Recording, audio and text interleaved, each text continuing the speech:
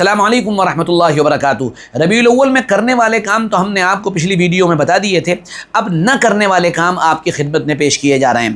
ربیع الاول میں جو کام ہم کو نہیں کرنا ہے ان میں پہلا کام ہے جشن نہیں منانا ہے، جلوس کے اندر ہم کو نہیں نکلنا ہے۔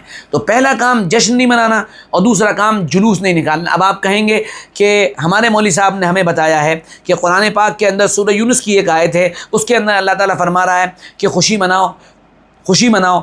اب خوشی منانا بے شک بالکل آپ منائیے، لیکن خوشی منانے کا یہ طریقہ جو جشن کے نام پہ آپ نے ایجاد کیا ہے یہ کہاں سے ثابت ہے؟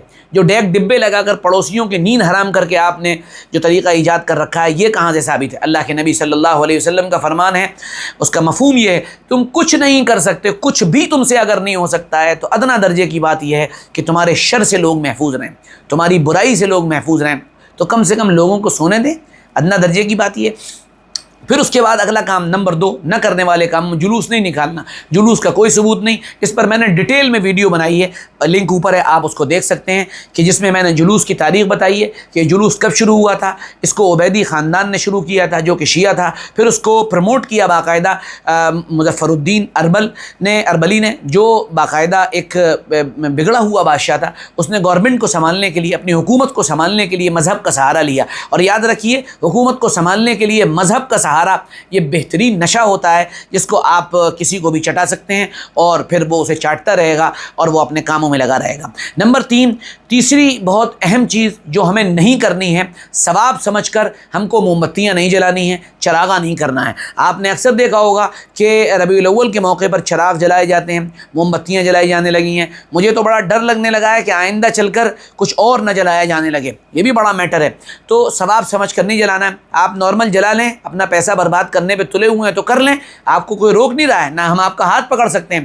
ہمارا کام ہے آپ کو صحیح بات پہنچا دینا اور صحیح بات آپ کو بتا دینا، اب وہ آپ کی مرضی ہے، آپ کریں یا نہ کریں۔ نمبر 4، خاص کر کھانے پینے کی کوئی چیز نہیں بنانی ہے، خاص کر کہ بھئی آج 12 ربیع الاول کا دن ہے، آج حلوہ بنانا ہے، حد ہی ہو گئی۔ یعنی ہمارا جو پورا بریلوی مکتب فکر ہے اس کا ایک عجیب و غریب نظام ہے، ہر چیز کھانے ہی سے جڑی ہوئی ہے۔ 13ویں پہ کھانا ہے، 40ویں پہ کھانا ہے، پھر اس کے بعد آپ آ جائیے محرم میں کھانا ہے، سفر میں کھانا ہے، چہلم میں کھانا ہے، پھر اس کے بعد آگے آ جائیے ربیع الاول میں بریانی ہے، پھر آگے آ جائیے تھوڑا سا اور آگے بڑھیں گے تو آپ کو نظر آئے گا کہ رجب کے مہینے میں ٹکیے ہیں، پھر اس کے بعد شعبان کے مہینے میں آ جائیں تو شعبان کے مہینے میں پھر حلوہ ہے۔ میں نے ایک صاحب سے پوچھ لیا کہ شعبان کے مہینے میں حلوے کا کیا کانسیپٹ ہے؟ تو کہنے لیں اصل میں حضور پاک صلی اللہ علیہ وسلم جب جنگ احد میں گئے تھے تو آپ کے 2 دانت شہید ہو گئے تھے، تو آپ روٹی چبا نہیں پا رہے تھے، تو اس لیے حلوہ بنایا جاتا تھا، تو آپ حلوہ کھاتے تھے۔ میں نے کہا وہ تو اس دور میں بنایا جاتا تھا، اب تمہارے کون سے دانت ٹوٹ گئے ہیں کہ تم اب حلوہ بناؤ؟ تم تو مسٹنڈے ہو، کھاتے پیتے ہو، تم تو ہڈیاں توڑ دیتے ہو اپنے دانت سے، تو تمہیں کیا ضرورت ہے اس طرح کے کام کرنے کی؟ لیکن بہرحال وہ انہیں کرنا ہے، ہر چیز کا تصور کھانے کے ساتھ جڑا ہوا ہے۔ حد یہ ہوتی ہے قبرستان میں مرنے والا مرتا ہے اور وہیں اعلان ہوتا ہے بریانی کھا کر جانا، یعنی میرا خیال میں منکر نکیر آ نہیں پاتے ہوں گے تب تک ہماری یہ امت، یہ قوم پوری کی پوری یہ بریانی پر ٹوٹ پڑتی ہے۔ عجیب و غریب ایک نظام چل چکا ہے، اللہ تعالیٰ ہم سب کی حفاظت فرمائے۔ اچھا، پھر اس کے بعد ایک اہم ترین بات یہ ہے کہ خاص کر کوئی کھانا بنا کر تقسیم بھی نہیں کرنا ہے کہ صاحب نہیں بس آج ہی ہوگا۔ ارے کسی بھی دن آپ کر لیں، کسی بھی دن آپ بانٹ سکتے ہیں، کھلا سکتے ہیں، کوئی دن پرٹیکولر طے کرنا یہ صحیح نہیں ہے۔ نمبر 6 جو نہ کرنے کا کام ہے، ڈھول تاشے نہیں بجانے ہیں۔ اب ڈھول تاشے، اب آپ دیکھیے بریلوی مکتب فکر کے لوگوں نے اجازت تو دے دی کہ جلوس نکال سکتے ہیں، جلوس کی اجازت ہے، لیکن میں نے وہی بات جو پہلے ویڈیو میں کہی تھی کہ جب آپ عوام کو کسی چیز کی اجازت دیں گے، چاہے آپ اسے کتنا بھی جائز قرار دے دیں، لیکن عوام پھر اس پر نہیں رکتی ہے، عوام اس سے آگے چلی جاتی ہے۔ جیسے اگر آپ نفرت پلا دیں، نفرت کی گھٹی یا نفرت کا کوئی چورن کسی کو چٹا دیں، تو یاد رکھیے گا پھر وہ نفرت کی جو گھٹی آپ نے پلائی ہے وہ رکنے والی نہیں ہے، پھر نفرت اور بڑھے گی۔ اسی طرح دین و شریعت کے جو حدود اور دائرے، جو باؤنڈریز اور جو اس کی شرطیں ہیں، اگر آپ نے لوگوں کو نہ سمجھائیں، نہ بتائیں، ان کی تربیت نہیں کی تو پھر لوگ اس پر نہیں رکیں گے، اس سے آگے چلے جائیں گے۔ آج آپ نے کہا کہ خاص کر کھانا بنا کر تقسیم کرو، کل وہ پتہ نہیں کیا کیا کرنے لگیں گے، اس لیے خاص کر کھانا بنا کے تقسیم نہیں کرنا ہے۔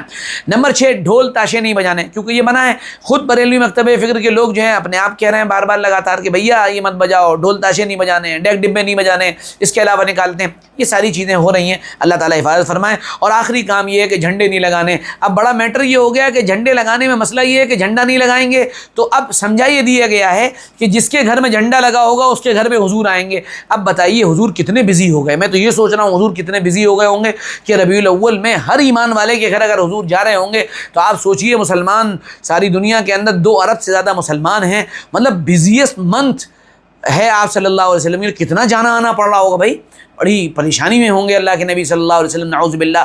یہ بچکانہ باتیں، بے وقوفی کی باتیں، یہ سب ختم کیجئے.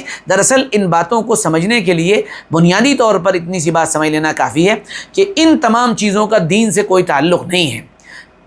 یہ دینداری نہیں ہے، یہ دکانداری ہے. اس کو اچھی طرح سمجھ لیجیے. اور یہ دکانداریاں جو ہیں یہ چمکانے کے لیے بڑے بیٹھے ہوئے ہیں، وہ اپنی دکانداریاں چمکاتے ہیں اور آپ ان کی دکانداری چمکانے میں ان کے سہایک ہیں، ان کے معاون ہیں، ان کے مددگار ہیں، ان کے ساتھ تعاون کرنے والے ہیں. سمجھیے، دین کو سمجھنے کی کوشش کیجیے اور صحیح رخ پر اپنے آپ کو لائیے. اللہ تعالیٰ اپنے کرم سے، اپنے فضل سے ہم سب کو دین کا صحیح فہم عطا فرمائے اور دین پر چلنے کی توفیق عطا فرمائے.